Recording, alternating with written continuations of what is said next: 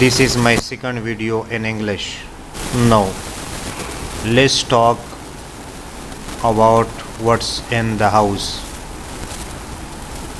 I will start with my room. In my room, 2 chairs, and there are 2 windows and 2 fans and a big LCD and a computer system.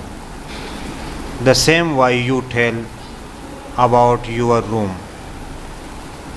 खुलासा कलाम ये है कि आप जिस कमरे के अंदर रहते हैं उसमें जितनी चीज़ें हैं उन चीज़ों के बारे में आप बताएं और उनका नाम इंग्लिश में जानकर अपने साथ दोहराएं कि मेरे कमरे में ये है। जैसे मिसाल के तौर पर अभी मैंने बताया कि मेरे कमरे में 2 खिड़कियां हैं, 2 कुर्सियां हैं और इसी तरह 2 पंखे हैं और इसी तरह एक LCD है, कंप्यूटर सिस्टम है। तो इस तरह आप अपने कमरे के बारे में इंग्लिश में बताएं और उनका नाम आप जो है वो सीख लें।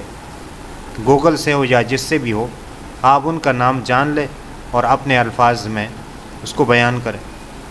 अगर एक चीज़ है तो आप कहेंगे देयर इज़ आ फैन, एक पंखा है।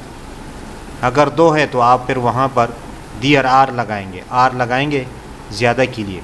2 हो या 2 से ज़्यादा हो तो आप फिर वहाँ पर आर लगाएंगे कि देयर आर 2 फैंस, 2 चेयर्स। इसी तरह आप जो है अपने कमरे की जितने अशिया है उनका नाम आप इंग्लिश में जानकर आप अपने साथ दोहराएं।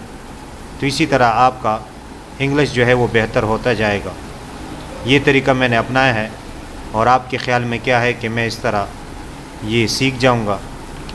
आप अपना कीमती मशवरा दे सकते हैं।